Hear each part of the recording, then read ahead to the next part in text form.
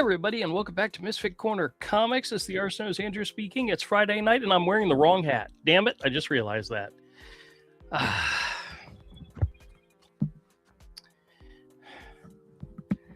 asked my sister if she would make me a hat that has the Peeps logo on it, but then it has the word show underneath it. And she's going to make me a Peep Show hat. I'm so looking forward to it. Hey, Zach. Terrible. How's it going? Hey, how's it going with you boys? So, what happened with your store? This has been a week of ups and downs, and I'm torn. I'm really, really torn. But it's a story I was going to tell, and I'll tell it to you. But Spit on it first. Yeah. See how you all are doing. How about you, Avery? How's everything going for you? It's whatever. Your mic sounds horrible right now.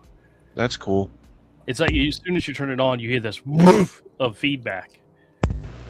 Oh, I don't know. Yeah, I'm not sure. I can't hear it. How about you, Zach? How you doing, man? Well, you know, thank God it's Friday. I just got back from some helping out with helping out some friends. And it's really rainy right now, and it's also first day of Daytona Beach Bike Week, which means the streets of my not so fair city are filled with drunken boomer bikers. Drunken boomer bikers. Yeah, although I'm starting to see more younger folks getting involved. Oh yeah. Yeah, which good thing, bad thing, who knows? But it does mean that for the next, I don't know, 15 days, for the next 10 days, traffic here is going to be a nightmare. Oh boy.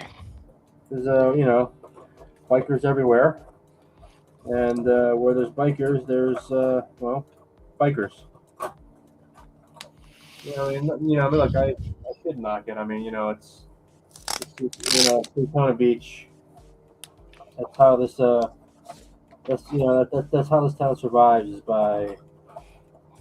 Well, I mean, look, they worked really hard to stop being the spring break capital of the world, and it turns out being that actually isn't that profitable, because as it turns out, and who would have thunk it, college students by and large are broke. But I stopped by like a one of the display places, because all the big bike, all the Indian bikes has like a section where they display their latest models, and some of those bikes cost more than my truck. I always thought that the whole point of having a motorcycle is that it was a cheap mode of motorized transportation. But I saw like one bike that retails for like MSRP is $19,000. Oh geez. Yeah. I mean, if you got that kind of money to spend on a crash rocket, hey, more power to you. But I don't see the point, to be honest.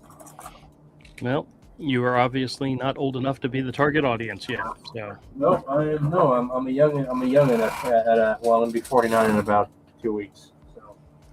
That's still kind of young for that. So. Yeah. Anyway, Todd. Hi. Hi. How are you? Good morning. How you feeling? I'm feeling better. My neck is still a little messed up, but I was able to do stuff today, so I was able to work, which is great. Okay, that's good. That's good. Yeah. So nobody's here. So do you have any updates or anything you want to share? Nobody's here. Yay! Nobody's here. I'm very, very, very close to finishing the episode. I tried so hard to get it done for today, and I'm very close. But it'll 100% be ready for next week. Wow. Do you realize that this will be your first update for 2026, and it'll be in March. March. Yeah, I know. I've been working my tail off though on a lot of different things, so it's Okay. like I said, I got to make the sacrifice now, so that I can make more work.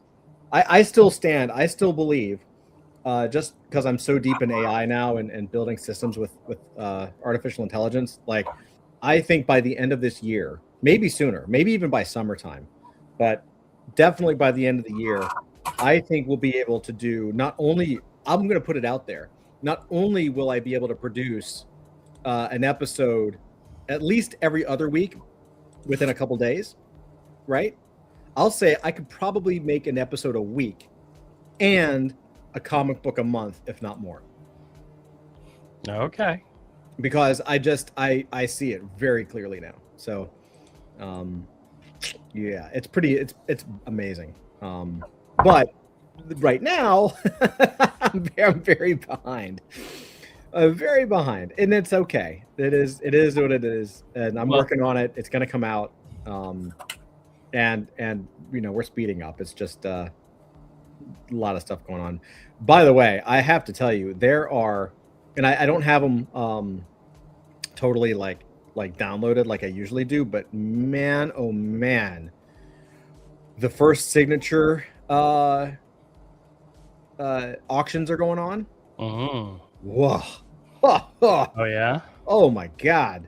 Like McFarlane's and Jim Lee's and just classic, like so much good stuff. Like there's like a Weapon X Barry Windsor Smith cover. Like, oh, so many good books. So many good art pieces, man.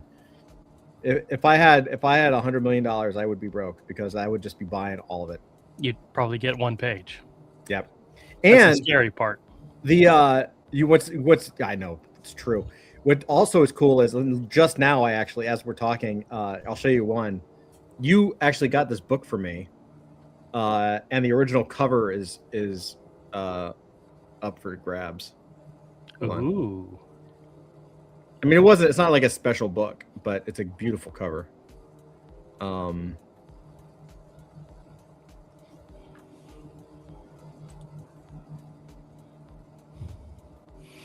Oh yeah, okay. Right? The Ra's al Ghul, right? Yep, yep. That's so good. It is very cool. What's it going for right now? It is going for right now. It's 3,300.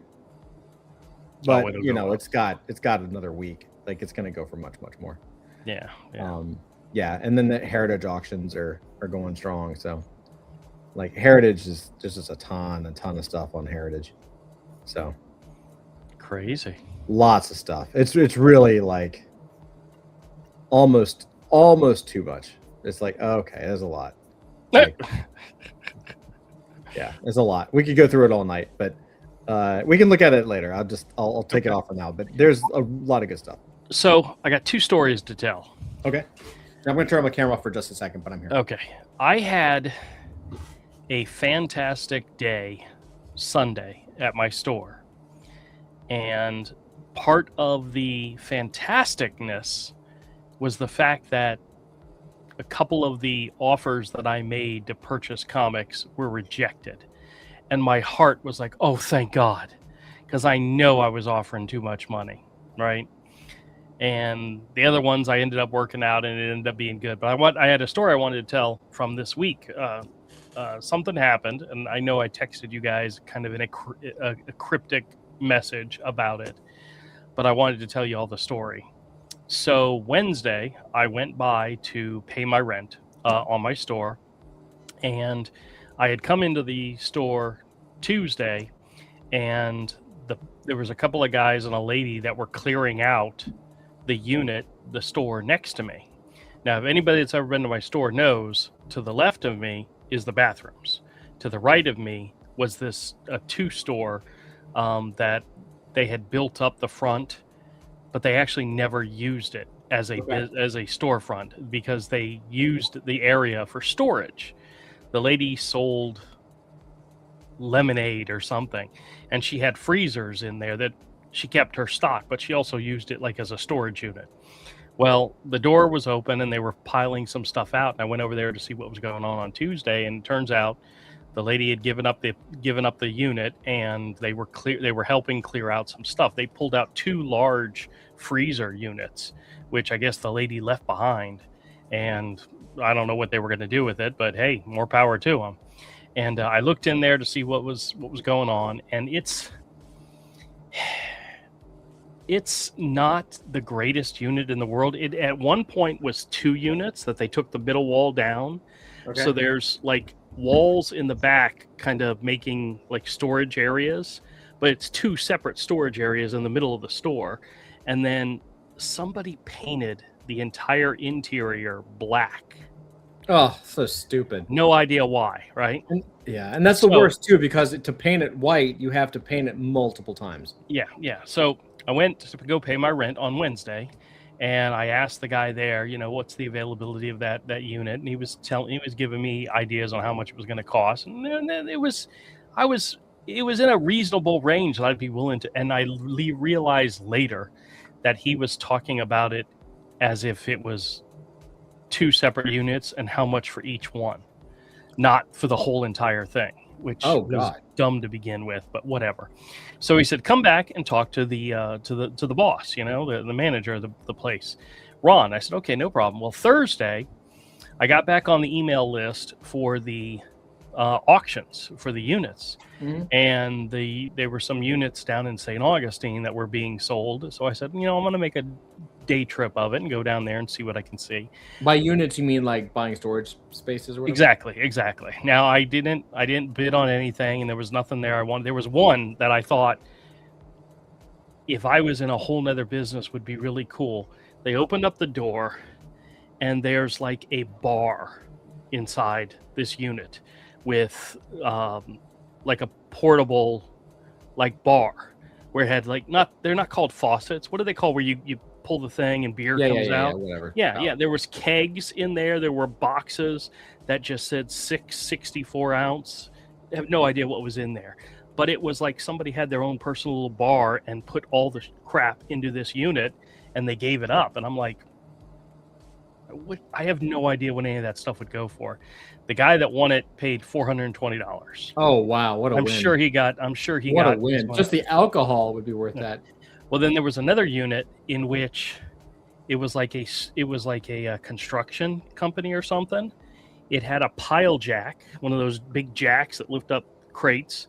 It had a couple of hand carts. It ended up going for $20. You're kidding me. Well, it also had a whole bunch of empty pallet crates in there. And you're responsible for clearing these units out, and you have 48 hours. You have to clear it out in 48 hours, or you have to pay for rent. Mm-hmm. And I'm like, I have no place to put anything like that. No, that's not for you. But it wasn't. Yeah, somebody got it for $20. Yeah, somebody got it for like $20. But there was a couple other units. I didn't bid on anything, and then after about lunchtime, I said, I'm giving up, and I'm just going to head back. So I went back to the market. And I went into the office and said, hey, is Ron in? And he's the guy who's the manager. And the guy told me, oh, well, today's his day off. Come to find out that Wednesday and Thursday are his Saturday and Sunday. Uh-huh. It's like, you told me on Wednesday to come talk to Ron. You could have mentioned he won't be in till Friday. So I'm there on Thursday. And it's like, all right, that's fine. I'll come back on Friday. So we had a whole bunch of crap happening at the house today. So I didn't get a chance to go till almost 11. So I went, and as soon as I showed up, he was like, hey, so I hear you're thinking about wanting to expand. And I said, well, yeah, I want to talk about it. Let's see what you got going. What's the offer on the place? I know that I have a really good deal on my space. You do. And granted, the price has gone up a little bit every year, but it's still manageable. I had no freaking idea how much of a good deal I got. Because I asked him about this 2-unit space, and he said the going rate was $1,600. That's almost 3 times what I'm paying for my 3-unit space. You got, and I'm like, really? That's wow. He said, yeah. And I said, well, it needs a lot of work. And he said, well, what would be your intention with the space? I said, to turn it into usable storefront, of course. And it would take a lot of work and it would take time. And I told him, because I hate to say it, but the night before I was dreaming about what I would do with the space. Yeah, of course. And I was making plans, and I was working out ideas in my head. And he told me they could probably do half for both place, 800. And I'm like, that's still more than I pay for my. And I'm like, it was just, I was just inquiring. It's not going to happen. And he asked me, he said, what do you think it's worth? And I told him some really low amount, and he kind of laughed at me. And I'm like, I understand. But here's what's going to happen. They're going to find somebody to rent the unit. They're going to move in. They're going to fail. And within 4 to 6 months, they'll be out of there.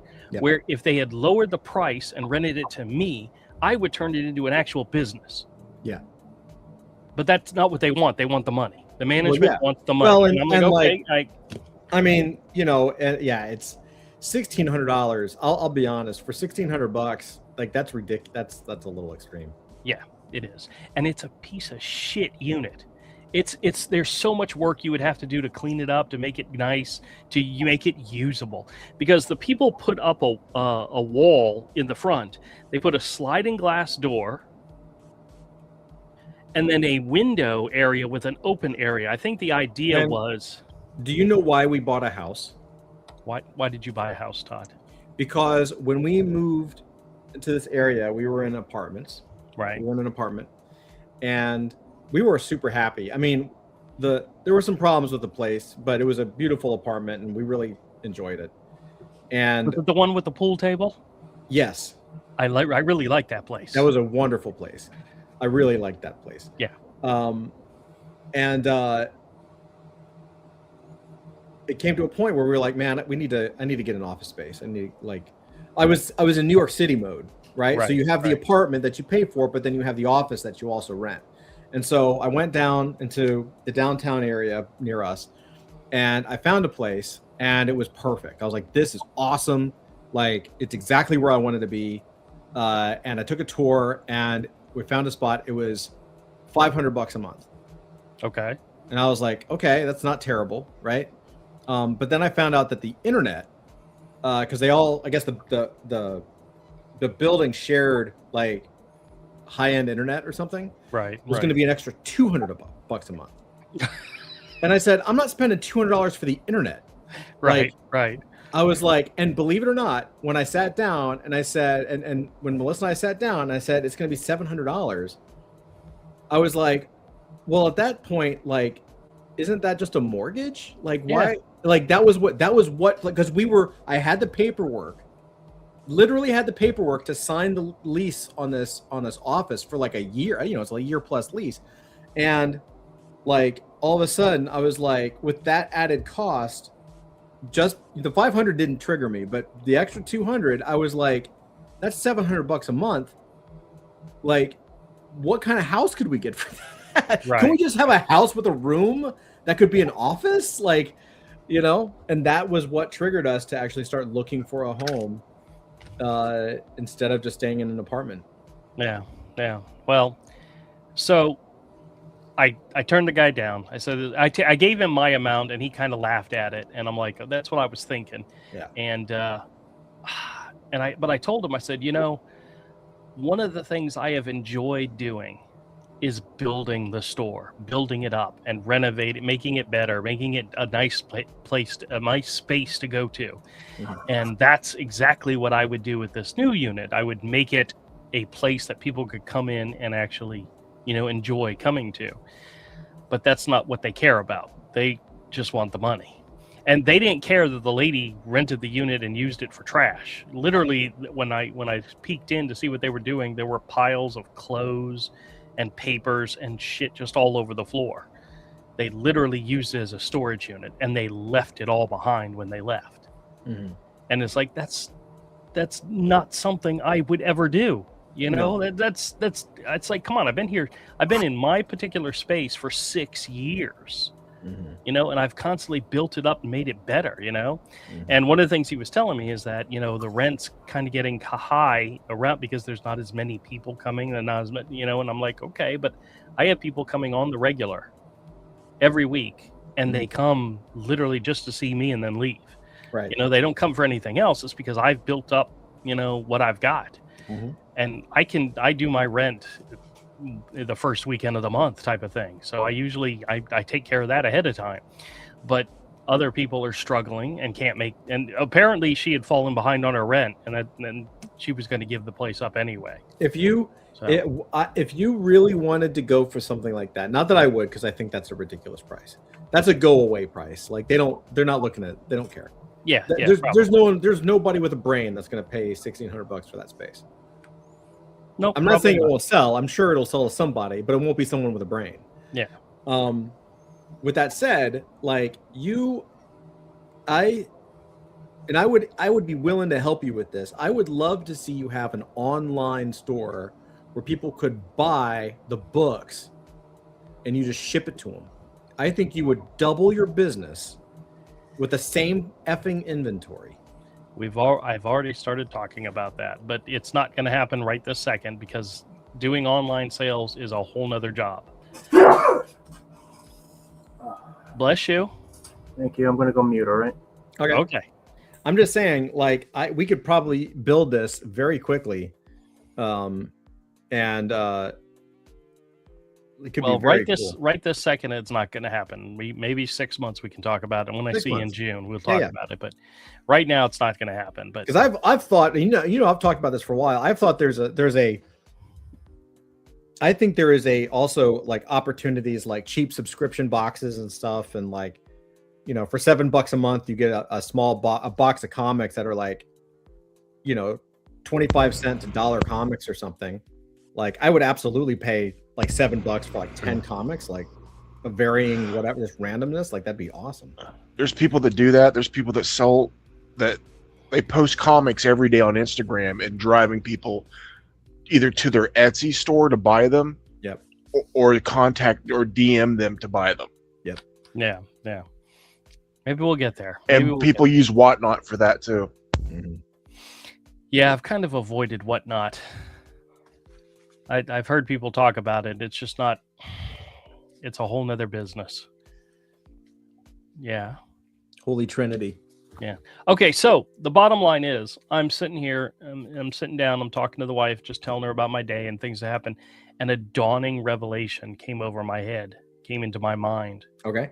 I will never expand my store in the place where it's at right now. Yeah, that's I what would have to move. Yeah. I would have to go somewhere else, and I like my store. It's a Yeah. nice little, you know. But this is what I'm saying, because not to cut you off, but this is why I'm suggesting like not only should you not expand the store, you also shouldn't move.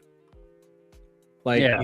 you have a really good location with traffic, with people, and the problem is, and like you got in at such a good time, okay? Well, the previous managers loved me. Mhm. So when that store became available, they cut me a break and they let me have it almost dirt cheap. Yeah. They let me, I have to go back and check my numbers. I'm pretty sure when I first moved into that spot, the 3-unit spot, I was paying less than I was at my last spot, which was 2 units. Right. They wanted me to build it because somebody else was interested in that unit, but they wanted to use it like as a storage unit. They didn't want to have it as a Well, that's the business. thing. This And my manager's whole an point- idiot, because you Yeah. would have fixed it up with a neon fucking sign, but he's an idiot. So it doesn't care. But my point is like real estate and rent and all that stuff has gone so far north in the last 5 to 6 years that you just got the first taste of it. If you were to move, if you're like, I'm going to get a bigger space, I'm going to go somewhere else, I promise you would find something that was a third of the size for more money. Like you would Probably. not be able to find anything that would be even remotely usable for Yeah. what you're paying now. Well, the funny thing is when Mike and I 6 years ago were looking at a standalone store, Mhm. the place we found, the rent was about $1,800 a month. That didn't include electricity, didn't include, that was Right. just the rent. Mhm. And I pay a third of that right now. Right. And and I already know that in the worst possible scenario, if I had to shut my store down because rent was too high or rent was too much, I would take everything, put it into a storage unit, and I would rent a table in the front of the flea market on the weekends and set things up because I'd have enough regulars that come, they would still come to see what I had. That's right. It would still happen. Well, you have a business. I mean, that's what a business is. Like, you actually built a good business. But it's like, but I guess my point is like, if you stay where you are now, You hear the dog in the back. I don't know why he's barking. I'm gonna skin him alive and eat him for a snack. But He's definitely finding his voice, isn't he? oh god, I mean, he's very protective. There's clearly someone who's walking casually by the house, and he Sure, has to- sure. But like, point being, again, Go for it. if you stay where you are, you don't move, the rent's going to slowly go up, right? To offset that rent slowly going up and to maybe just make more money, maybe this summer, we set you up with an e-commerce site where you actually are selling the books online, right? Do some basic marketing, some basic like what Avery was saying, just push some stuff out, push some stuff online, get the email list going, and you start passively selling. Even if it only brought in a couple, like even if it only brought in an extra $200 a month, like it pays for itself. You know what I mean? Yeah, yeah. Anyway. So, the other story I wanted to tell Mhm. was I wanted to tell about my Sunday, about what happened Sunday. So the first thing that happens, as soon as I get to the store, there's a young guy who I don't remember ever seeing him in my store before. He may have been in there the day before, but he's not a regular. And he's holding in his hand a comic, and he comes in and he wants to know if I could tell him what it might be valued at. And turns out it's Amazing Spider-Man 300. And I'm looking at it. Condition book? No, it's not mint condition. I'm looking at it and I'm pointing out some dings and all, but I'm like, this is actually a really good copy. And we did a quick comic price guide search, and I put it in the mid 5s to 6 if you graded it without anything, without pressing, without anything, because it was a little misaligned. It had shifted a little bit, the cover, and you could see I was just pointing out things that I could see that were detrimental to the comic, but Sure. not horrible. It was actually a very pretty looking book. And then one of my regulars was there, and I showed it to him, asked him what he thought. He thought, oh, this is probably an 8. I said, I don't know about an 8, but because they would harshly grade something like that. Yeah, they would just. And I told him, I said, okay, like a 5 or a 6, you're still looking at $200 to $300. So it's a decent book. Mhm. He said, oh, okay. And his plan is, I guess, the scenario that they always say is, I inherited this from my dad. It was my dad's, and I just want to keep it for myself. And I told him, I said, listen, best thing you could do, get it pressed, get it cleaned, get it graded, and just hold on to it. He's like, okay, I appreciate the advice. And he leaves. Okay. No big deal. Now, the guy that I bought comics from in the past, he had come in the previous week. He brought me about 6 boxes of comics. I made him a deal, bought the 6 boxes of comics. He also I made a fatal mistake, and I learned from it, and I won't ever do this again. He sent me a list of some slab books that he had, and he asked what they would be worth to me. And I did a price check on them, and I quoted him a price. Oh, okay. And he brought them in, and I didn't realize till afterwards one of them had a crack slab. The other, they were older slabs. They were the older thin ones that even the high dollar, more potentially profitable books were in those nasty old slabs. I'm like, it's going to cost me $25. I ended up selling 1 or 2 and trading one away, and I'm making my money back. But I quoted him a price that he said, okay, I'll take that, and I paid him, and I felt I probably wouldn't have gone that high, knowing they were the older cases, and I learned my lesson. I will not quote. So he sent me a second list of slabs he had to sell. Now I, of course, put a price on each one. I said, but I'm not going to send him this list. I want to see him. Well, when he came in, he didn't bring them, and I said, "Were you going to bring those other ones?" He says, "Oh, you didn't respond to the email, so I figured you didn't want them." I said, "Well, I want to take a look at them." He said, "Okay, well, I'll bring them in." So he came in with the slabs, and I put them out, and there were 2 that had potential. One was a chromium reprint of Walking Dead number 100, Okay. which of course is the first appearance of Negan, but this isn't the original book. This is a Chromium reprint. I guided it. It looked for about $200. Next one that was good was Sex Criminals number 1, signed by both the writer and the artist, 9.8 certified signature. I looked that one up. A copy of an issue of this with just one signature, a 9.8 sold for $200. So we're looking at two $200 books, right? And then there Hey, were what's up, four. Rich? Hey, Rich. Then there were 4 other extra books, and I went through them, and they weren't. There was nothing. There was one that was nice, but they were all like standard price. They weren't crazy expensive. And I looked at them, and I said, okay, these 2 guide for about $200. The rest, whatever. I said, okay, I'll offer you $300 for all of them. And he said, no. I said, okay. I said, well, what are you looking for? He's like, I don't know, but that's too low. And I go, okay. So he packed up his stuff and left. When you're dealing with people, you throw out a number, they're supposed to counter so that you can get an idea of what they're looking for and you can meet in the middle, you know? But that did not happen. He just took his ball and went home. No problem.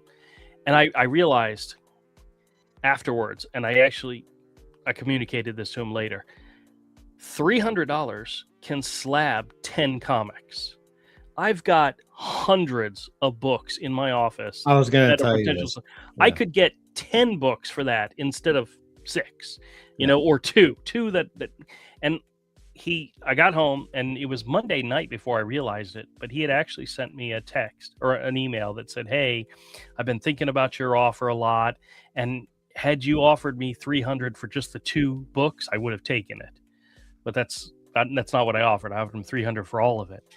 And I responded back to him and said, when you rejected my offer, I was relieved because I know I could put that money towards a lot That's more. such a products than slight. I don't know. Do you realize you kind of like, you're like, I'm so glad I didn't buy your bullshit. Yeah. When I told him, I said, listen, The Walking Dead I could probably sell. I have Walking Dead fans, whether or not they're willing to spend that much money on it, on a Chromium reprint. Yeah. You know, the Sex Criminals, yes, that could be supposedly Sex Criminals is being opted or for something, but I've got nobody asking for that book. Nobody is looking for the issues. No, it's just not happening. No. So it's something I would have to sit on. Yes. You know, where I could take $300, get 10 rated books, and probably sell most of them, probably almost immediately, because I'd pick good books that I know would sell. Yeah, you did the right thing. And I told him, I said, I mean, I'm sorry. I said, and I told him at the end of the email, maybe we can consider consignment if you want more money than I'm willing to give. But right now, I'm so glad you passed. Well, he did reach back out to me and said, yeah, well, I love doing business with you, and I'm actually going to bring some comics in this weekend. I'm like, okay, good. So I didn't burn any bridges. He's going to bring me more stuff and comics, that's a whole nother thing. If I give him $300-$400 for some boxes of comics, I know I'm going to make my money back. Yeah. You know, comics is something that sells regularly. Slab comics is a whole different story. It's a whole different world, and I got to be careful. Yeah. So, all right. So the next. Really story. quick. All right. Richard, because I want to get to Richard. Richard is asking about what files, and I want to. So, Richard, it's this close to being done. I'm just shaking the rust off. It is coming. It is coming. It is coming. I promise you, sir. I am working on it. I'm getting back in the. It's like riding a bike. I'm getting back in the groove. He has slightly changed the model. Instead of a new video every 2 weeks, it's a new video every quarter. One video a year. We're one 30-second video a year. That is.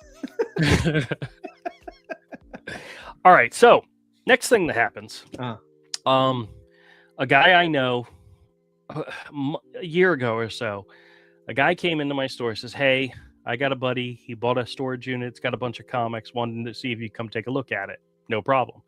Went over there. It was a storage unit at the site that I'm at, and had a whole bunch of boxes, probably 20 boxes, maybe more. And I start going through some of the boxes, and I told the guy, I said, these guys know dick about comics, right? So I'm going through, and there's a whole run of Next Men. And I said, here, let me show you what this is. And I pulled out all the issues. And I said, you notice how there's one issue missing? That's the first appearance of Hellboy. It's like a $200 issue. It's not here, which means this collection has been picked through. All the really good stuff is long gone. I said, this is all going to end up being just filler stuff. I made him an offer, and the guy that owned it only spoke Spanish. His friend, his buddy, was the translator. I said, I'll offer you this much for it. He said, no, not enough. No counter, no nothing. I said, okay, all right, good luck. What he ended up doing, which I think is absolutely freaking hilarious, is he rented a 2-unit space in the flea market, took the boxes, set them up, and had signs, 50 cents a piece. So you know what I did? I went and I want that. I want that. I ended up spending half what I originally offered him and got the books that I knew would sell. I knew the stuff that would sell. And I had been, and you guys know I track everything. I paid maybe around $400. I've made 5 times that. Selling, just buying the stuff I knew would sell. And he eventually, when he had to close it down, was like, buy a box for $10 type of thing to get rid of them. Whereas I don't now. Did he make more money than what I offered him? Probably. But did he have to do it? Did it take him several weeks to do it? Yes. Where he could have just given me the money, I would have taken him. We both would have been happy. Nope. He wanted the most amount of money possible. I don't knock him at all. Well, Sunday, the buddy that's the translator comes in and says, hey, we got 2 bins of comics. Would you like to come take a look at them? I said, absolutely. He says, we got them in the trunk of his car. I said, okay, no problem. I'll go take a look. So me and another regular, we were just talking about it, go over there to take a look. He's got 2 plastic bins. Nothing's in bags and boards. There's a couple comics in bags, mostly just junk comics. And I start going through them. And I'm going through and I'm like, these are all even if they were dollar comics, they were beat up comics and no bags and boards in a plastic bin in a storage unit. Right. It's exactly what you expect to find. So I'm going through and I'm looking here and I eventually find something good. The original Mike Zeck 5-issue Punisher limited series. Ooh, yeah. In bags. And I'm like, guys, these are good. These are worth something. Okay. I said, now listen. For a small box of filler stuff, I usually pay about $50. You've got what looks like maybe 3 boxes worth here. So my offer would be $150, plus I'd throw in an extra $15 just for the Punishers alone, right? Just so $165, $175 is what I'd offer you. And the guy came back and said, there's about 300 comics here. I want $600. I said, okay. I said, I'll see you guys later. No problem. No problem. Bye. So I left. And my buddy who was watching, he had heard the $600 and he immediately just walked away. And I walked up to him and said, so what did you think? He was like, he's laughing. He's like, they don't know anything. They don't know shit. And I'm like, I understand. Yeah. So I didn't lose out on anything, right? So this is 2 offers. And next week when they show up to sell the bins again, you can go and just pick the Punishers out for $20. Oh no, they'll already be gone. Trust me, they'll be out of there. They'll take those out.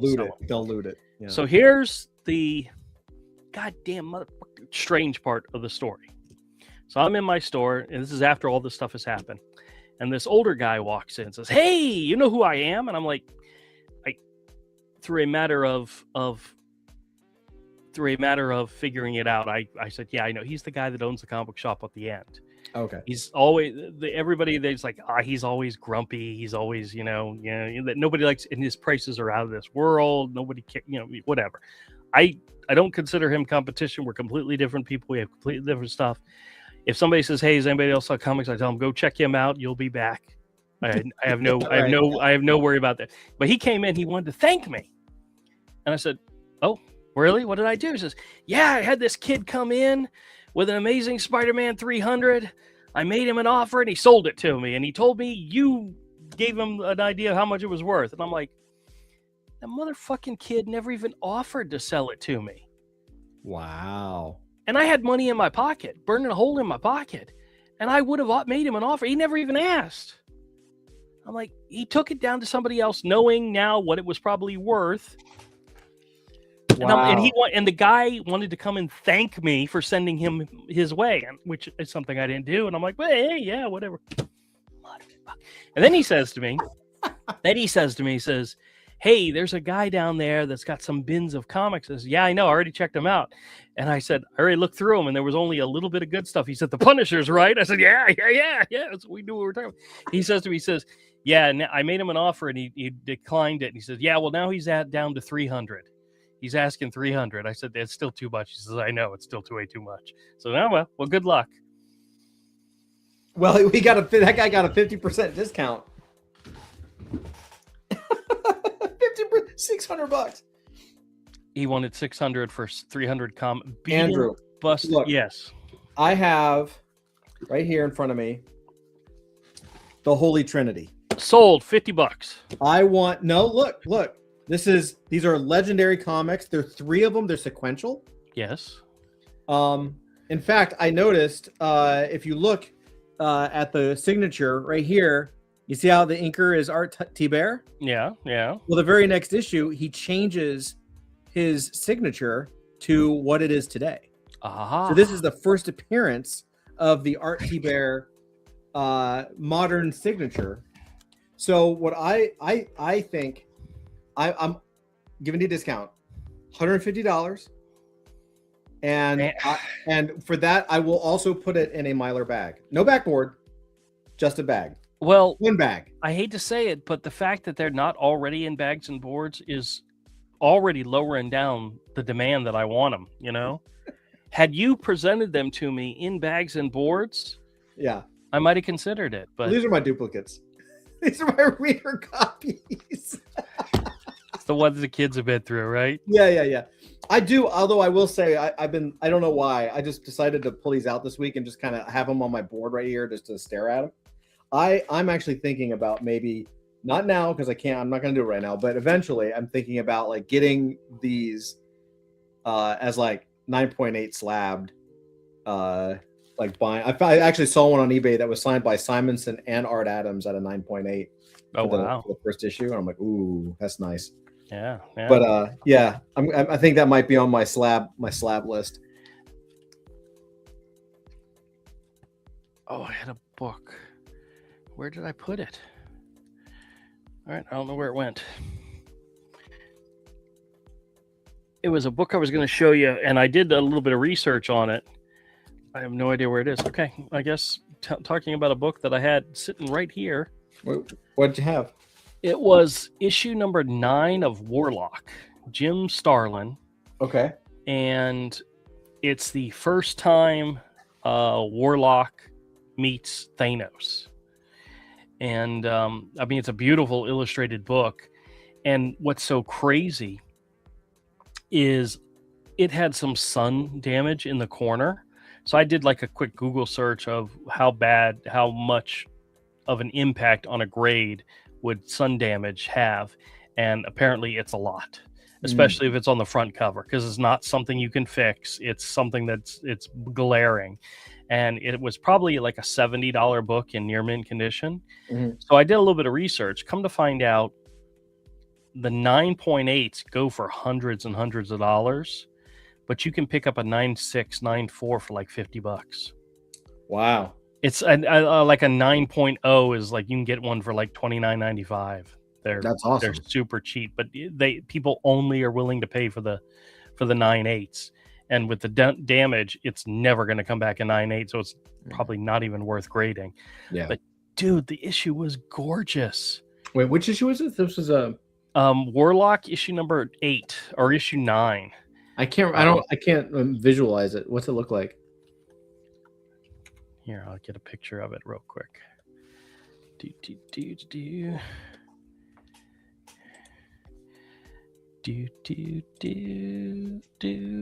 Oh, speaking of, no, I don't have it right here. I thought I had that Ra's al Ghul next to me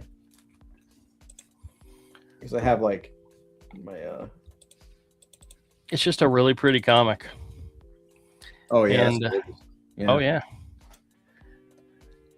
But in my copy, this corner box right here, the red, is obviously faded, and it's like it's not worth grading, but it was so gorgeous.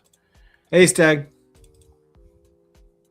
So, there were some comics that came in new this week that I picked up that I wanted to talk about. Okay. You know how we were talking before about the craze for some of those new comics, including Dork. Yeah. Well, there's also another comic that has been they're talking about it. Speculators are talking about it, called White Skies. It's an Image comic series. Okay. And I went to the comic store this week, and there was a copy sitting right there, first print sitting right there. So I grabbed it. Go full screen and show us. Yeah. So this is the book. I don't know. I really don't know any of the creators, but this is the cover. And if you read the comic, you have no clue what it's about. You have to read like the blurb at the beginning in order to just have an idea of what the setup is. No, wait, is that in issue 1? This is issue number 1. This is And the there's first no print, clue issue what it number 1. is? When you read the story, it's this father and daughter like transversing, like it's very similar to The Road, like a post-apocalypse thing, but during the day the sky is all completely white and they're being chased by, believe it or not, ghosts. Ghosts have apparently taken over the world or something. Okay. But you don't know that. They don't tell you that in the story. Just some what look like wraiths show up and they're running away from them. And then at one point, the girl puts salt around and gets in a salt circle, and a wraith tries to get in, and it burns it. And then the very last page, she's like has a shotgun in her mouth, and she's going to kill herself. The art's not good. The story's not that good. If you don't read the opening intro, you have no idea what this thing is about. I do not know why the speculation on this book is so high. And I was watching a video. Somebody was talking about how the speculator demand for Dork and for White Skies is completely made up. It's all fake. Dork's a whole nother story. That one, I actually picked that one up when I saw it on the stand because it looked interesting and it was fun. Mhm. I could see where if it had a low print and it's a good comic, it might be worth something. This one, I think they're just making it up. How do they make it up? They just say, "Hey, Dork is hot, and so is this." Yeah, it's a new speculator boom, little mini boom, because the print runs are so low. And so, yeah. If something catches on, it's going to blow up the value. So people are just speculating with Image number 1s again. Yeah. Wow. So in order to get my bill over $20 to get 2 stamps at the store I go to, I had to pick up the latest issue of Transformers, which this one is the Daniel Warren Johnson cover, interior art by Dan Mora, and story by Kirkman. Mhm. It was a lot of fun. It was cool, but I just needed an extra book to get it over the $2, the $20 mark. Absolute Wonder Woman, still my favorite Absolute title. Still going strong. I am, this is issue 17 issues and an annual into this title, and still loving it, still That's enjoying it thoroughly. Yeah. I picked up another new Vertigo title called Brutal Dark. Oh, no, wait a minute. The Perils of the Brutal Dark, an Ezra Kane mystery. And it's Sean Phillips on art. Awesome. I don't know who the writer is. Chris, I don't know. Whatever, but it's Sean Phillips on art, and the character is very much like a private eye. That's what Sean Phillips does. Yeah, and it's actually interesting. This is, of the 3 I've picked up, of the 3 that have come out, this one and Dead Bodies are the 2 I'll probably pick up the next issue to see where it goes. That other one just did nothing for me. I'm not going to pick it up. And of course, Todd made me pick up a Marvel book again. Infernal Hulk number 4. Picked up just for you. I did read it. How is it? And Nick Klein did the art in this issue, so it's much better than the last one. And this one had pretty much nothing to do with the Infernal Hulk. Mm-hmm. It had the Hulk and a bunch of Hulk variants kind of coming together. Like, I guess they're going to fight the demon of monster, the mother of monsters or whatever. It's got like Mr. Fix-It and Joe Fix-It and, So, I mean, it's definitely pretty. Did you like the artwork? Yeah, Nick Klein's is a good artist. He's incredible. Yeah. But the only reason why I'm picking it up is because I know you like it. So I have Oh, issues yeah. 3 I and think he's 4 for you. fantastic. So next time I see you, I'll Awesome. hand you a I think whole he's bunch in I for think a he's whole- fan-fucking-tastic. He's incredible. Well, he's definitely good. You know he did a Deadpool series, right? Back in the day, was that before his Thor? Yeah, I think so. Yeah. Yeah, he didn't really get like I looked at his Thor and I wasn't really that impressed. So it really was Hulk that like he just took it to a whole nother level. Yeah, Bleeding Hearts, not Dead Bodies. Bleeding Hearts was the one that I liked. It had a very Sam Keith feel to the art. You were talking about that last week. Yeah. So let's see. Now, are these books you're going to grade? No, just picking them up to read them. This is the one that I didn't care about. End of Life. Oh yeah. Yeah. I mean, I guess you have a really good outlet because you can buy these things, read them, and then resell them. Yeah, exactly. Mm-hmm. Or give them away to friends who really enjoy the titles and never make it to a comic book store. Mm-hmm. That's Which is really sad that I have friends that never go to the comic book store. Well, I have a lot of comic shops near me, but I got a little upset because during COVID, the one that I actually really like, The silly games Huh? that they play. The silly games that they They play. played a bunch of silly games, and like when I went to Heroes Aren't Hard to Find, like I went in there twice, and now granted it was a little closer to COVID, but like the shelves are basically empty of new comics, and it wasn't during the Diamond Crush, right? It wasn't during the Diamond Pause. They just didn't have that many new books, and like it was tons of graphic novels and back issues, but like that's not what I was looking for. And then the other place that I really, really like that's closer that I would go to, they were playing silly games. And I was like, I don't. Only 2 people in the store at a time. Everybody has to wear a mask. Yeah. It was Don't touch ridiculous. anything. Oh, yeah. those- It was the whole 9 yards. Even after all the wacky dumb shit was done, they were still like masking up and stuff. And I'm like, I'm not doing this. And it was a cool little shop. It is a perfect comic shop. It is a legitimate comic shop. And I'm like, man, why are you doing this? It's so funny. I just I might go back because I do love it, but on HBO Max, I watched the new what's his name? The movie One Battle After Another. yeah. It was the Paul Anderson Thomas movie or whatever. That movie, One Battle After Another, is not the title of the movie. It should have been Antifa, the movie. Yep. Because I all know. it did was glorify Yes. these people. That's why it won And- a bunch of awards, dude. Yeah, I know. And then I switched from that to Eddington, Oh. which I got 5 minutes in it and couldn't stand it anymore. I had to turn it off. It was just dumb. And it was set during the time of COVID, Okay. where if people were around people like, oh my God, he's not wearing a mask, type of thing. It's like, oh no, we're not doing this. That's a point in time. That's a point in history where people were crazy, and to glorify it by making it as a plot point in a movie, it's like, no, I'm not going to do it. And that's literally what the first 5-10 minutes of the movie was about. Yeah, it just nope, couldn't deal with it. And it had Pasquale, whatever his name is, from he was in it. And who's the other guy? The Wolf of Wall Street. What was the guy's name?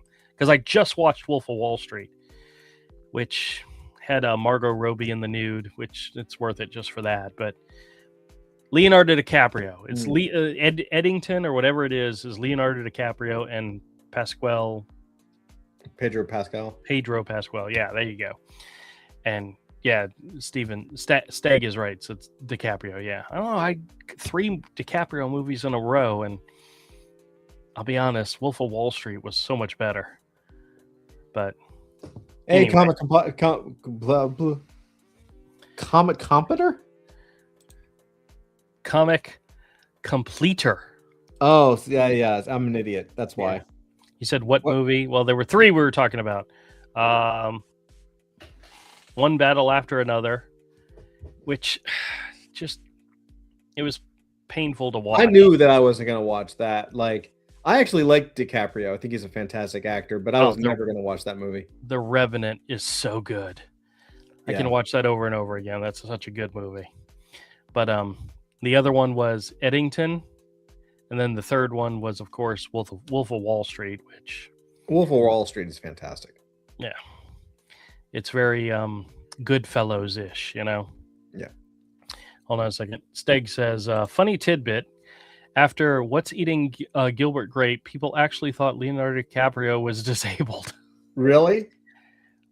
I could believe it. He gave a great performance. That's like He's not. one of the actors who I despise as a human being, who is a fan-frickin-tastic actor, is Sean Penn. And in the movie I Am Sam, he plays a disabled person, and he does such a great job. Yeah. I mean, it's you completely forget who he is. He's a totally different person, and you fall in love with the guy. He's so good. And oh well. Steg says he acted special that good. Yeah, And, I don't think I've seen Sean Penn talk. I don't think that was an act. Yeah, Comic Completer says, wasn't he on the Epstein Island? I don't know. I haven't been following that. Has anybody else been following that stuff? DiCaprio was. Oh, okay. Well, Sean Penn was also in One Battle After Another as well. Did you guys see the? I didn't send this to John, and I was sending a different chat, but I know I sent it to you guys. The drawing that Terry did for the shirt. Yes. Hulk smash. That was funny. I'm really shocked quick, he was willing to make that joke. I got it. Well, yeah, no. I have a friend of mine. We've known for years. You're not sharing that image.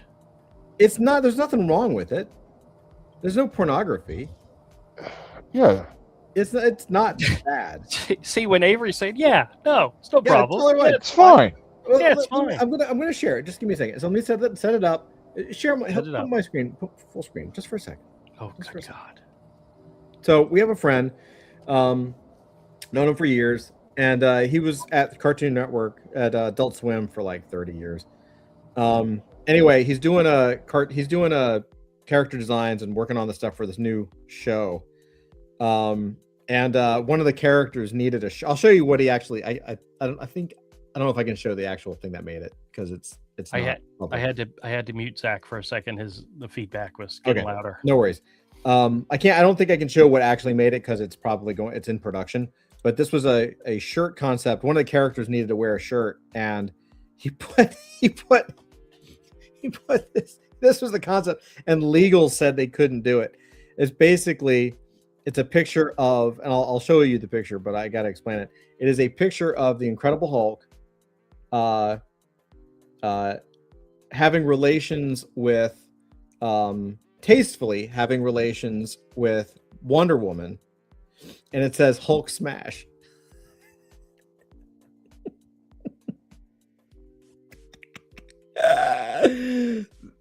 I told him, I was like, dude, I want this shirt. I have to have this as a shirt. I'm not sure how tasteful that is, but okay. There's nothing tasteful about it. It's not supposed to be tasteful. You just said it was tasteful.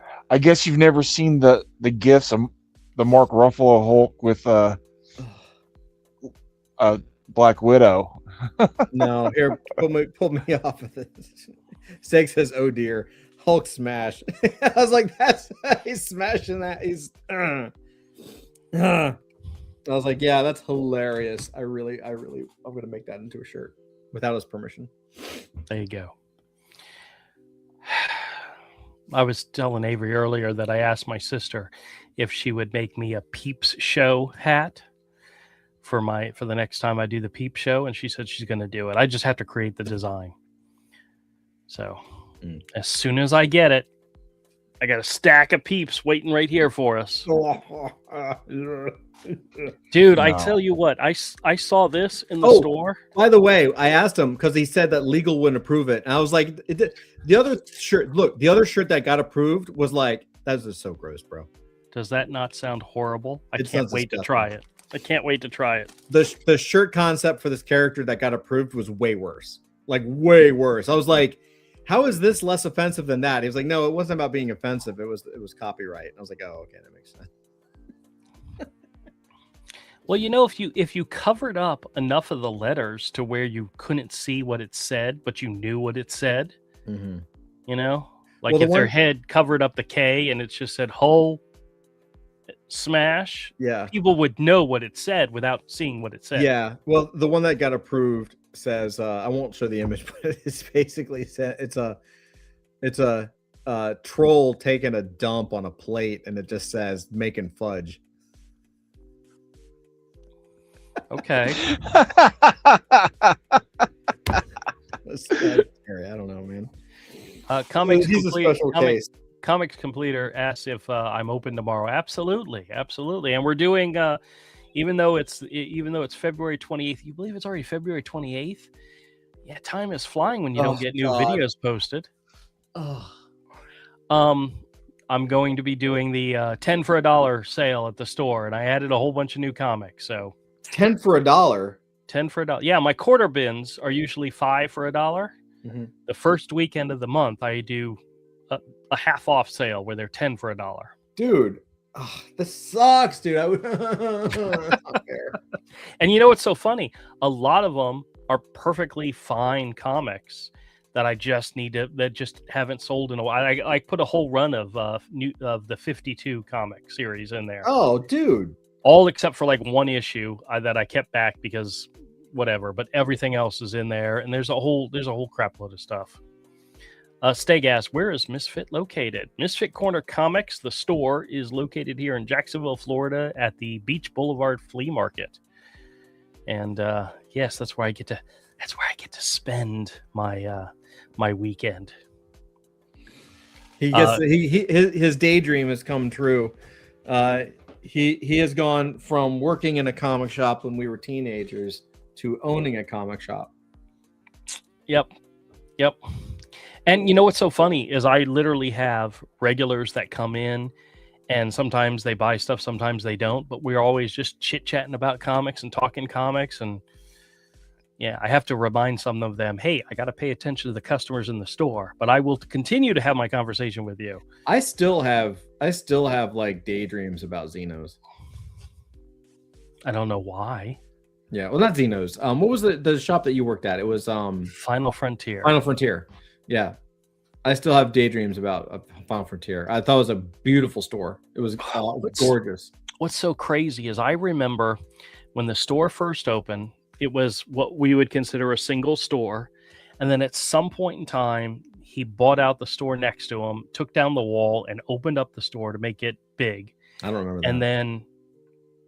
And then they I forgot exactly what happened, but I was involved early on, and then later when it was the double-sized store, but then it got sold a couple of times, and then eventually a massive chain bought it out and closed it because they were opening up their superstore. Oh, you buy the competition out and shut them all down. Yeah, that's what they did. They bought up the Beaches store, they bought up Borderlands, they bought up the one at 5 Points, and they shut them all down and made their own stores. Ugh. Why wouldn't you keep? Oh, I guess rent, but I don't know. God. Yeah. I just heard Coliseum of Comics just opened up their 10th location in Texas. Oh my God. They've expanded out of Florida. They are now in Texas. So. That's excellent. At least they're expanding.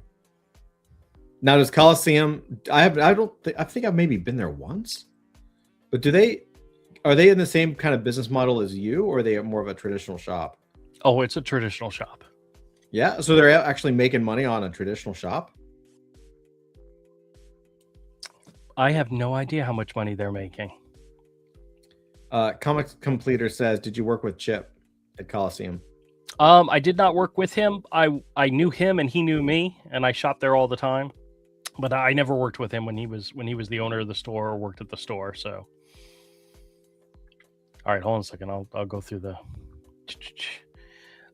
comic collector who I know who he is. I know who he is now. says my wife loves the Gladstone. It's a comic book series that they're missing 2 issues, and I'm keeping an eye out for them. Steg says, "Oof, not close. I'm afraid, or I'd visit." Well, hey, if you ever, the best part about Jacksonville is you usually go through it when you're going on vacation down south, whether it's Miami or Orlando or St. Augustine or Tampa. So it's always worth a stop. Like a kidney stone. What? Jacksonville's like a kidney stone. You just kind of pass through. It's very painful. It's very painful. It's nothing like a kidney stone, you idiot. That's a horrible analogy. That was a Zach analogy, man. That's horrible. I tried, man. I can't bet 1,000. Comic Completer says, wife loves digging in the 10 centers. Yes, and that's why they're out there. I love them. I love them. I love them. Steg says, I'm sorry I'm not close to you all, but I do insist on shopping at indie shops at least. Well, that's great. That's exactly what I am. I don't have new comics. I don't have weekly comics, but I do have. What's so funny is I actually have people that go to the regular comic book stores, they'll buy new books, they'll read them, and they'll say, I'm not going to keep this. I'll go trade it into Drew. And so I get modern, newer comics. They're maybe a week old or 2 weeks old, but, you know, and I love it. I have a couple people that they'll buy a comic that's like maybe a limited series. They'll buy all the issues because they're completists. They've got the collector completist mentality. And when they're done with it, they trade them into me. And it's like, okay, get the whole run. Like somebody just traded in one of the things that just got traded in. They just wrapped up a Ultimate Spider-Man series. It was a 5-issue series called Ultimate Spider-Man Incursion. And somebody traded in all 5 issues. Like, I'll bundle that together and stick it out there, you know? But it happens. Let's see what else is here. Steg says, I got family near Pensacola, at least. Not as far away. Yeah, Pensacola's on the other side of the state. But it's like Todd's got family that lives down south. So whenever he's coming through, he stops by and says hi to me. Yeah. And I appreciate that. I love it. I wish I could go every week, man. It would solve a lot of my problems. I see you enough on this live stream. I wouldn't want to see you in person. That's just not good for my health. Well, you know, it's probably not good for your business. That is true too.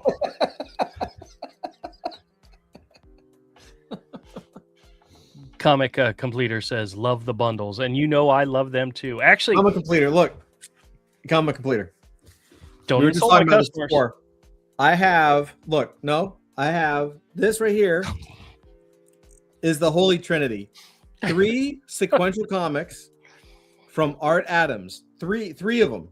3 of them. I have offered it to Andrew for the low price of $150. Would you do 120? No? Okay. Sorry. Why'd you turn off your camera? Because I can't leave. Actually, there's another store in the flea market. He doesn't do comics, but he had a box of comics, and they brought them to me, and I made him an offer, and he took the offer. He had issues 2, 3, and 4 of the Dark Horse Predator series. Oh yeah. And I said, you know, I mean, if he had number 1 in here, this box would be worth a lot more. Turns out he does have number 1, but he had it at home. And I told him, I said, well, if you bring that in, and it's a first print and it's in good condition, I'll offer you to buy that, but I'll offer to buy the box. And it included a whole bunch of runs of Predator and Alien series, all from the Dark Horse era. That's cool, yeah. Yeah, so I got a whole bunch of new bundle sets. Awesome. So, hey, Tank's here. Tank says, what's up, fellow nerds? Not much. What up, man? Just hanging out and doing our thing. Just got the Gumpy. He said, Comic Completer. He says no. He didn't want to take you up on your offer. You're missing out. Just got the Gumby from Art Adams. I originally thought that was his first published work. Turns out it wasn't.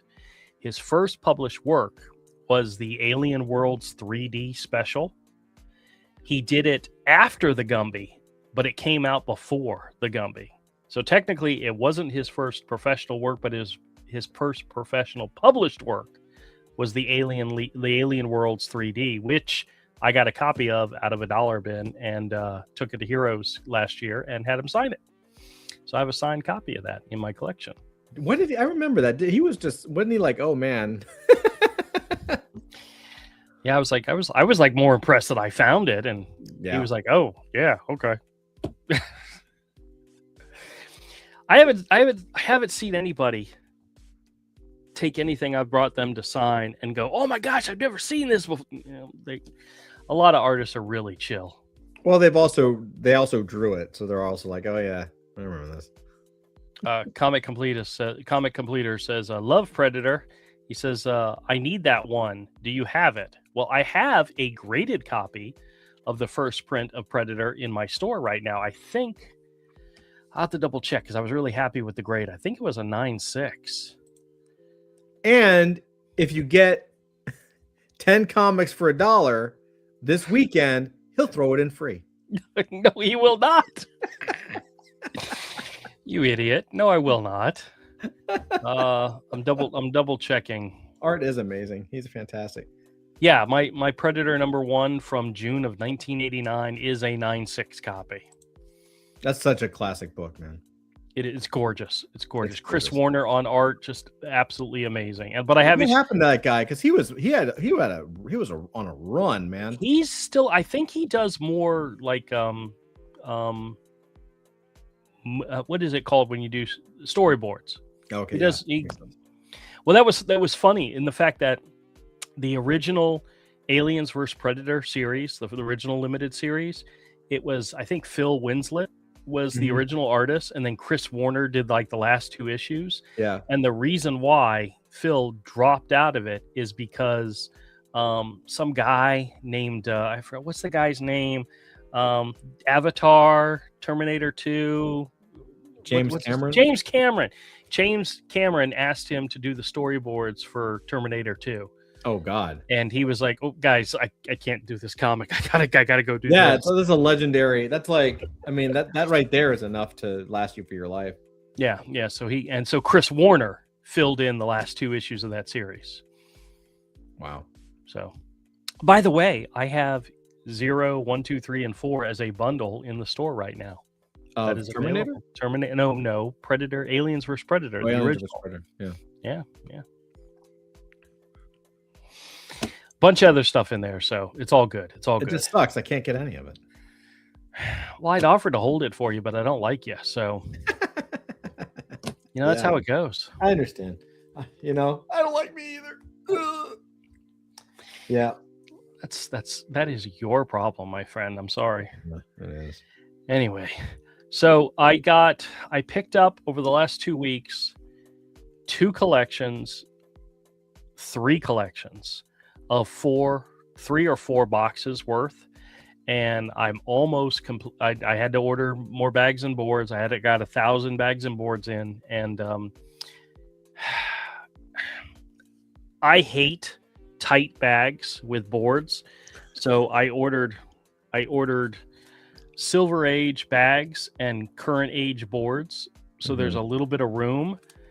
But when it comes to I don't like tight bags and boards, especially if the comics are just a little bit bigger than a regular size issue. They bend the bags and boards, and so I purposely do it like this to have more room. And Comics Completer says, "Who's the guy with the glasses?" we're all wearing glasses. I know.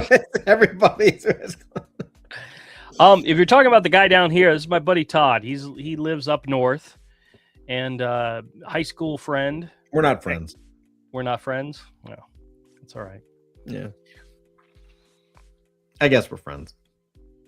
So We only talk every week for the last 40 fucking years. So I've been thinking about becoming a stand-up comedian, and I've been going through different stories in my life that I can tell as a funny story. And the funny part is this guy is like in several of my stories. And one of the ones I was working on in my head was, do you have a friend that trusts you so much that he will try out a lie on you to see if it works. He trusts you so much. He has so much faith. I don't know where you're going with this. Do you not remember this story? I don't know. Maybe. Okay, well, with this we'll the see. BB the B this is the BB gun yeah, story. yeah. Yes. And you and I have got to get together and just tell some stories. We Avery do. I'm too. still doing this graphic novel stuff. I know, but we need to make a like a podcast of it, just shooting the shit and telling stories, because we got some funny stories. That's some good stuff. But not to leave everybody out there hanging, but Todd did something Nobody cares. very, very bad, and in order to lie to his mother about what he did, he called me up to test out the lie to see if I would go for it. And he did such a great job, but I know him so well that I was able to pick up on the lie almost immediately. But I let him go tell the whole story. And the funny part is Todd got away with it for many, many years. Do you remember when your mother found out about the truth of that story? I don't. Your sister was in the car. It was you and me and your sister. We were picking her up, taking her somewhere. And she was in town or something visiting, maybe from college or whatever. She was still young. And she's sitting in the backseat of the car, and we're just telling stories. And I told that story. And she was like, "Oh my God, I never knew that's what." So I revealed your secret. And the very next thing she did, the very next thing she did is go home and tell your mother. Yeah, you blew it for me. Oh, that was such a good time. We need to do a podcast where we talk about those stories. We can do it. I'm down. Yeah. That should be our Wednesday night thing. We should get together on Wednesday night. Nobody gives a shit about our childhood. I know, but they're funny stories. They are funny stories. And like I've told Richard, I want to interview Richard. I want to do like a sit down talk about some of this, because he's got some really great, because I spent like 4 or 5 hours with him a year ago where we just were telling stories, and it's like, dude, these stories are fantastic. You need to record them and share them with people. And he's like, "Oh, I don't want to do that." And I'm like, "Well, please consider it." I always imagine like Richard's stories are like some kind of like weird Full Metal Jacket Jacksonville version. No, well, he is a little older than us. Yes. Wait, Tex says, I'll try a lie on a friend from now on in honor of you guys. Please do. Well, see, if you're gonna lie to your mother about something really bad that you did, you've got to practice the lie, and you got to have a friend willing to, you tell the lie to, and see if they figure it out. And they'll be honest and if they're honest with you, and they can help you, they can help point you in the right direction. Like they'll say, no, you don't say it that way, because then that's a dead giveaway. You got to do it this way. And Todd would practice his lies to his mother on me. Whatever, man. And I helped you because you convinced her. Did you not? I did, yeah. She believed you for the longest time. I'm amazed she didn't beat your ass right there and then. Yeah. So, oh well. He beat me plenty in different ways. Psychological torture. Psychological torture. Now that you have children, she's a grandma. It's psychological torture. It's still torture. Yeah, it doesn't go away. All right. Well, needless to say, Comics Completer. There's a whole crap load of new comics in the store this weekend. I've still got 2.5 boxes I'm going through, bagging and boarding and inventory and all, and throwing them, and I'll be throwing them out there. And there were a couple of goodies in this one collection. I'll take a moment and I'll share some of them with you. Some ones that might actually be valuable. Yeah, go full screen. Let's see some comics. In this particular case, this was an issue that I had gotten previously. This is Star Wars Episode 1, issue number 3. This is the first appearance of Darth Maul.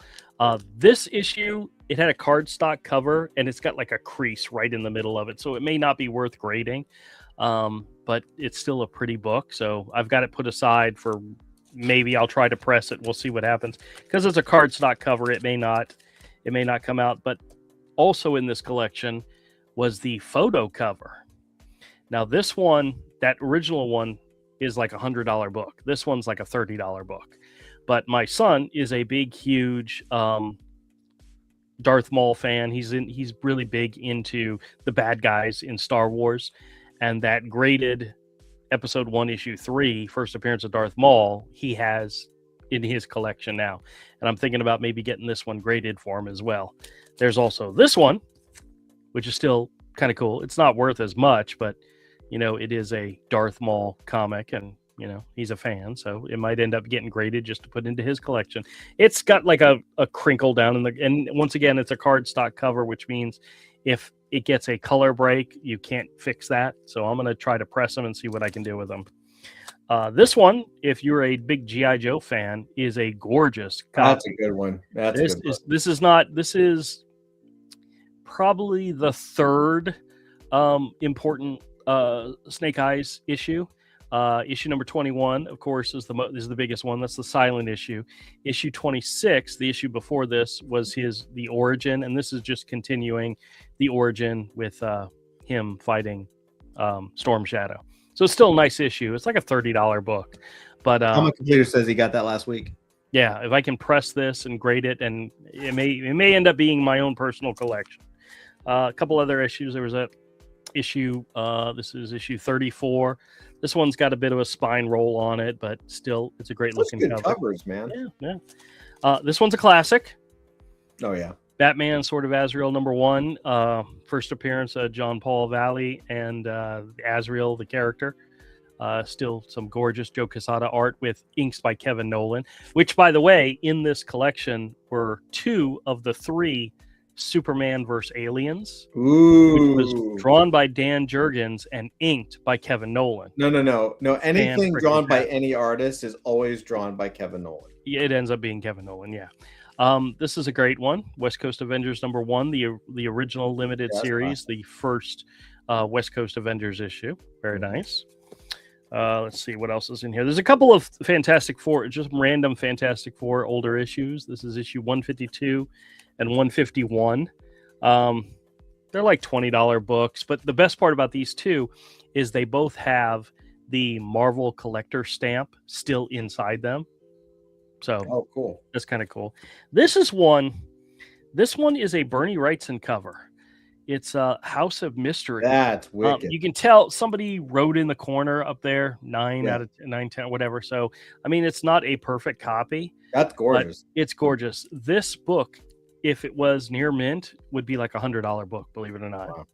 Right. But I think it's because it's an early Windsor Smith cover. So, wait, is it Wrightson or Windsor Smith? You're right. I screwed that up. Wrightson, Bernie Wrightson. Yeah, I was gonna say another Darth Maul comic. Possibly worth it. Venom, Lethal Protector number 1. This one is another one of those ones that has the cardstock cover. So any little creases on the back of this, there's some creases in it. I'm gonna try to press them out, but we'll see. But what is that in like a 9.8? Because I used to have it. So. It's not big. Ungraded 9.8, it's like a $10 book. But graded 9.8, because of how easily it is to damage these cardstock covers, it's like $165 book. Oh wow! So yeah, it's so weird the way it works. This is just a pretty book. You can see it's got some rippling at the top. This is Thor number 300. Yeah, that's awesome. I've got this one set aside just because I'm going to try to press it, make it look a little bit better. This is one that's interesting. This is Dead Rabbit number 1. This was a series started at Image Comics where it got canceled. There was some copyright claim involved with it. So there was only ever 2 issues produced of this series. And issue number 1 is like a $25 book. I mean, it's kind of cool. It's got John McCrae on art. It got canceled after 2 issues? 2 issues, yeah. They pulled it. This is Marvel. This is Darth Maul number 1. Issue number 2 is the first appearance of Cad Bane, which I'm fairly certain I had graded and sold to somebody, but I think I may have graded and given to Mike this issue as well. If not, I have to double check, but this is a nice, cool looking cover to get graded to give as a gift for somebody who likes Darth Maul. Yeah, it's awesome. And then this one is kind of in the stack. This is Wind number 3. This is some exclusive. It's like a $35 book for some reason. Okay. I don't know anything about the comic, but I put it aside just to, we'll see what we can do with it. But a bunch of interesting books. We'll see what can happen. But a lot of, I hate to say it. I don't hate it. It's not safe for me to grade stuff for my personal collection. If I'm going to grade it, I need to make money off it. So I need to stay away from the personal stuff. Oh, he said Comics Completer says he's got a Dead Rabbit triple sign. Oh, nice. Yeah, it's who was the writer and artist on that? It's Gary Dugan, John McCrae, and Mike Spicer. So fairly common names, fairly guys that you can still see around. So getting it signed is not an impossible thing. So Still kind of hard though. Oh, Got to we be at do. the same convention. You know what we need to do next week? We need to go through the list of guests for MegaCon and see if there's anybody that jumps out. Oh yeah, Yeah, yeah. Frank Wagner's going Miller's- to be there. You gotta go say Frank hi Miller. to Scott. Frank Miller's supposed to be there, but I'm not getting on that list. Why not? But I'm now going to conventions to get signatures. Why? because of Wait a you. minute. Why wouldn't you go get Frank Miller to sign anything? I don't want to spend my entire day standing in line to get a signature. I really don't. I just don't. So all right. if I can't just walk up to somebody and say, "Hey, can you sign this for me?" I'm going shopping. Yeah. So You don't want to do like I did with that 50-pound Dark Knight Returns. what's that? You remember this? Yeah, I remember it. I was there. Yeah, I know. What are you going to do with it? What do you mean? You just asked. You know what I'm going to do with that Dark Knight? That 50. No, pound you Dark Knight? don't want to do like what I did, where you're carrying around a 50-pound book all day to get Frank Miller to sign it. Yeah, and but then- which? But And which then I one realized that Jansen was sitting right next to him, but I missed him, and so that I had to get Jansen to sign it like 5 years later.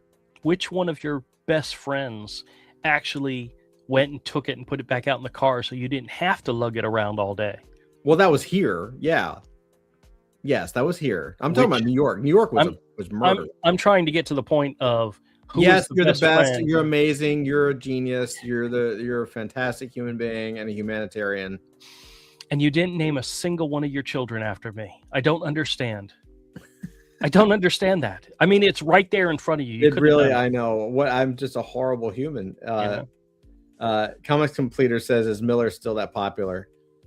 Oh yeah, of course. Yeah, I mean, even though the latest stuff is not the best, I would say he's like the next Stan Lee. I mean, That there's not that many left, you know.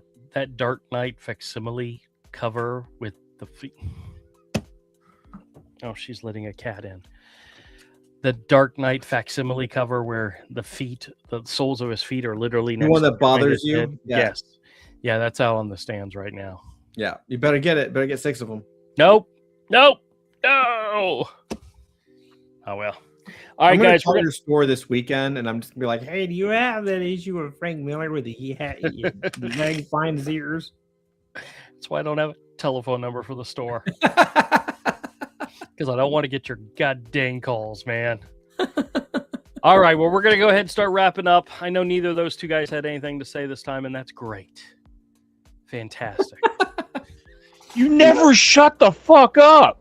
Yeah, Andrew. I mean, you guys are on such a roll. I decided to, get we appreciate the moral support that you're here for. So, I wasn't even here half the time. I was doing other shit. yeah, we figured as much. Either that or taking a nap, I was masturbating while I was talking to Andrew. That's why he turned his camera off. I was just thinking we might get better views. No, don't do it. Don't do it. Crotch cam. Oh no. Yeah, no. All right, guys. Thank you guys so much for joining. Hope you all have a wonderful weekend. For anybody in the Jacksonville area that wants to stop by my store and take advantage of the great sales and the things I do, I would love to share my comics with you. And cash, Venmo, Cash App, Visa, MasterCard, they're all accepted. We take it all. All right, guys. thank you guys so much for joining. We'll see you all next time, and join us next Friday, same time, where Todd can give us another excuse for why he's running late. No way, dude. It is going to be done by hell or high. I'm going to be working on it tonight. I'm working on it tomorrow. I'm going to probably work on it Sunday. I'm getting it done. It's out. If you don't do it, we are going to rip you so hard. Oh no, it's going to be done. No, it's done. All right. This is it. I've had it. It's been so stressful to not get it out. Like, Okay. yeah, no, I'm done. Good night, everybody. Have a wonderful weekend. We'll see you all next week. Bye, everybody. Bye.